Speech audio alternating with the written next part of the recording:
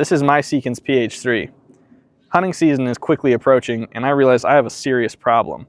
This rifle is chambered in 6.5 Creedmoor. Ew. I'm thinking as I approach hunting season, I need something that's a little bit more effective, but I'm having a difficult time deciding what I want to hunt with. I'm thinking maybe something like the 28 Nosler, as you see here, but this comes with a price. A lot of recoil, and that's a very long barrel, and I don't want to shoot it with a suppressor or a brake. Suppressor makes it extremely long, a brake makes it extremely obnoxious. So maybe that's not my option. And maybe I should go with something more in the middle, like a 6.5 PRC. Different gun, although it looks the same, but you'll notice significantly shorter barrel. This one does have a brake installed, which I would not prefer to hunt with. But 6.5 PRC is an excellent balance of ballistics, terminal performance, and not too much recoil. So that's a serious option, but I'm not too convinced. So where does that leave us? I think it brings us right back to the PH3, but maybe not in its current configuration. I need your guys' help to let me know what I should do with this gun. I'm on the journey to create the perfect hunting rifle, and I'm not sure this is it yet. I think with a quick barrel swap to a different cartridge, I could have the ultimate rifle for backpacking, day hunting, and just plinking at the range. I'm thinking probably something like a 6 or a 7 SAUM, maybe a 6.5 PRC. I'm a little concerned about going with 6.5 PRC not being a big enough jump from the Creedmoor. I'm concerned with the 6 not having enough splash and being a little bit difficult to reload for, having to fire form and everything. You guys have already given me a lot of options, but please keep leaving comments. I'm about to purchase a barrel soon, so get in the comment section, tell me why I should or shouldn't do something, and I respond to everything. So please give me your ideas. I think right now in the lead is a 7 SAUM. I've got a lot of 7 SAUM comments. Let me know, before I purchase a 7 SAUM barrel, is it a mistake with the 7 PRC being a thing in 2026? Is the 7 SAUM outdated? Or is the performance from a short action and the efficiency of the cartridge worth it? I think it might be worth it. I think I'm gonna go 7 SAUM. Talk me out of it. If I do go 7 SAUM, what barrel lengths are you guys running? This is a 20-inch barrel. As you can see, it's fairly short and handy. With the suppressor though, it gets a bit front heavy and is not the shortest package in the world. I'm leaning towards more of about a 16.5-inch configuration, but that does destroy the ballistics. If I go with an 18-inch, is that the Goldilocks middle ground, or do I stick with the 20-inch as I can train with the 6.5 Creedmoor, hunt with the 7 SAUM, and have the balance and the feel of the rifle be exactly the same? That's why I need your guys' help. So please get in the comments, let me know what you want to see. I'm going to go ahead and show you some recoil. I'm going to show you some talk on some wind drift, and I can do a deep dive on ballistics in a different video if need be. Let me know if you guys are interested in seeing the ballistics. I'm going to go ahead and leave some charts up on the screen at the end of the video to kind of show what I'm thinking and the performance that I can gain from a short action configuration. I also want to know, are you interested in seeing me build the ultimate hunting rifle with this platform by changing out the buttstock, doing a Cerakote job, swapping out the barrel and doing some reloading? Or are you more interested in seeing separate firearms? As of right now, this channel is sponsored by me. Everything in this channel has been purchased by me with my own money. So I can't do everything I want to do, but I'm out here to entertain and educate, and I want to do what you guys want to see. So get in that comment section. I need you guys. Hunting season's coming quickly, and it's time to build the ultimate rifle. All right, we're gonna go ahead and film a series of 3 shots. I'm gonna show you guys recoil. Obviously, there's lots of options out there.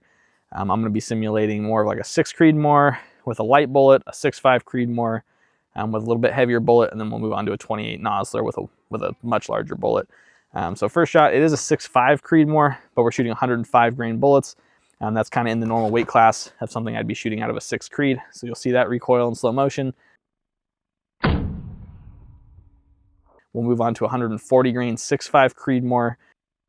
And then we'll finish up with the 28 Nosler.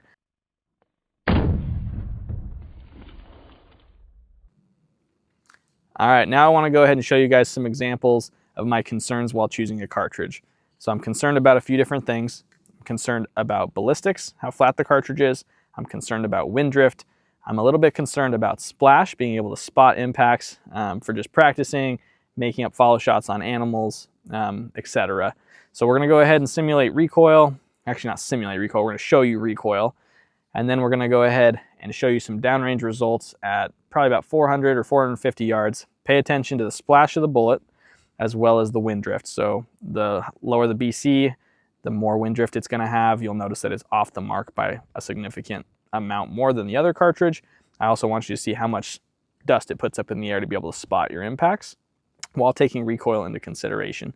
I was stupid and forgot my spotting scope at home, so we're going to be using my image stabilizing binoculars with the adapter. So downrange is not going to be quite as nice as usual, but it should still get the point across.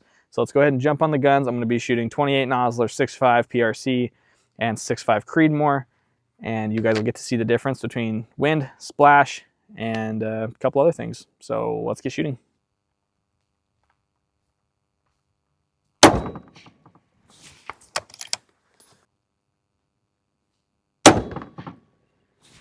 Up and down, perfect, but you're still.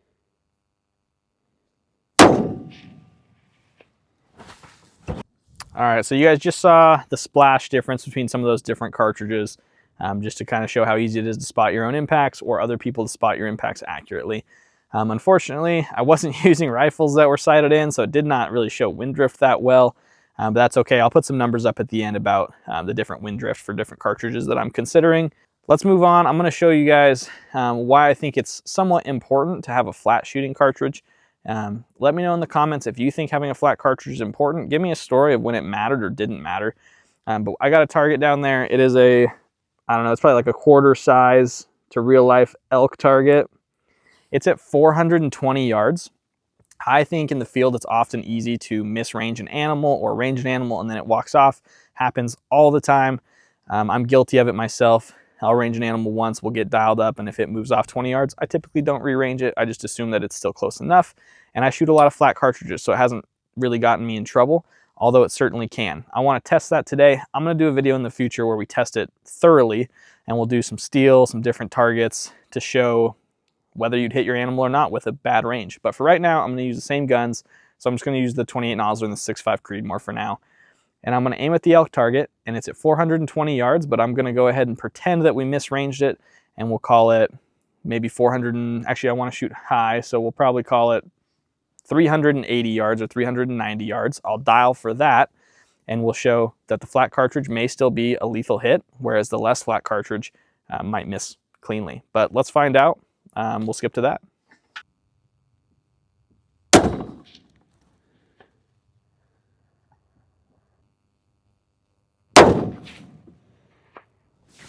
All right, guys, this video is kind of all over the place. I was kind of in a hurry to get it out.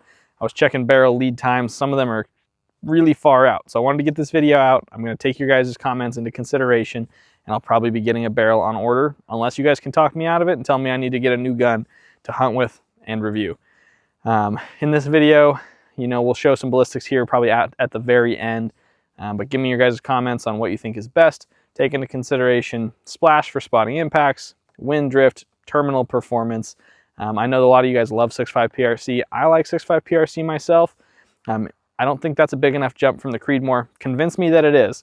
I know I don't really travel out of state too often, but I do want this cartridge to potentially be able to travel with me to different states, so take into consider different regulations for caliber. But I want to show you guys the target I shot as the elk. So here's the target. I'm not sure what's what, to be honest with you. I can't make out which one's 7mm, which one's 6.5, but it's just kind of a theory anyways. Have you guys ever had an experience in real life where you misranged an animal and shot under or over? In this, it shows heart shot. I'm assuming that was the flatter cartridge, and then shot high on this one. So we simulated the range being incorrect, and had I had a flatter cartridge, both would have been impacts, whereas if you're shooting something with a little more arc, it can be a clean miss. And so that can be a problem, so take that into consideration. 7 SAUM's in the lead right now. I kind of want it in a 16.5-inch barrel, go for the ultimate handy rifle. I've looked at the numbers. It looks like I can take that terminally out to about 1,400 yards or so where I hunt. I probably wouldn't shoot any animals that far, but it's nice to know that at any distance you're hunting, you're able to be terminally effective. That being said, it's only about as flat as a 6.5 Creedmoor when I'm using 16.5-inch barrel with a 180 grain bullet. Do I need to lighten up that bullet to get a flatter trajectory? Or do I keep the heavier bullet and the ballistics and not being as flat end up not being a problem? Also, my wife said that I look like a dork when my drawstrings are uneven, so I'm sorry about that. Hopefully that looks better. Really, guys, I need you in the comments. I need your help. I'm torn up. I really appreciate you watching this video. Let me know what you think. And until next time, blink responsibly. All right, let's dive into the ballistics real quick. So I've made a quick chart with a few different cartridges, comparing them at 400, 700, and 1,000 yards. I'm gonna have two numbers you'll see. The first one will be the drop in MOA, followed by the wind drift with a 10-mile-an-hour crosswind. So you'll see starting off with the 6.5 Creedmoor using the 140 ELDM. You'll see the numbers there on the board. They are highlighted pink because they are the worst in every category compared to the other cartridges that I have. Every cartridge will be assumed velocities based on a 20-inch barrel. I do have a 20-inch 6.5 Creedmoor as well as a 22 Creedmoor, so those are true velocities that I have. The rest will be assumed. So 6.5 Creedmoor, there are the numbers. Moving on to the 6.5 PRC. So there's the numbers there. You'll notice that it is a substantial increase both in drop and wind, but I don't know that it's worth spending roughly $1,000 to $1,300 for the upgrade because I already have the 6.5 Creedmoor barrel.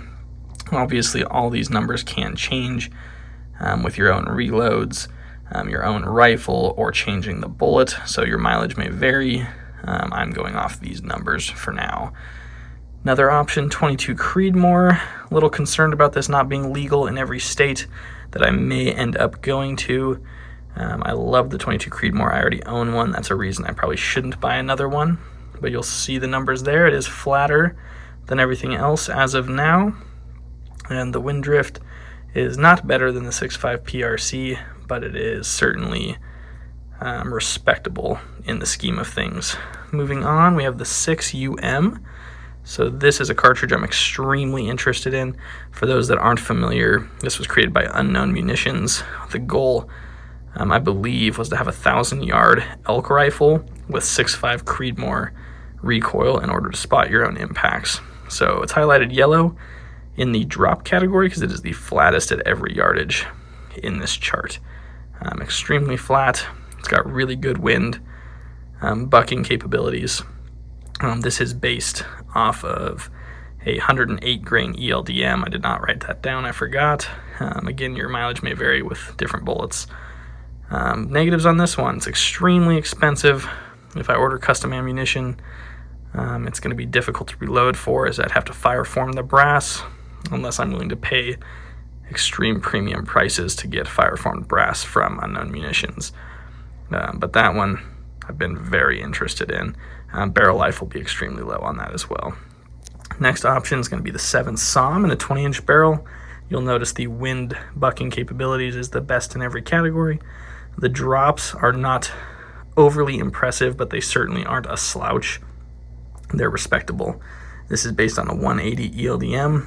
I like the idea of the heavy, even in the short barrel. Just gives good splash, good wind drift, and then good terminal performance, of course.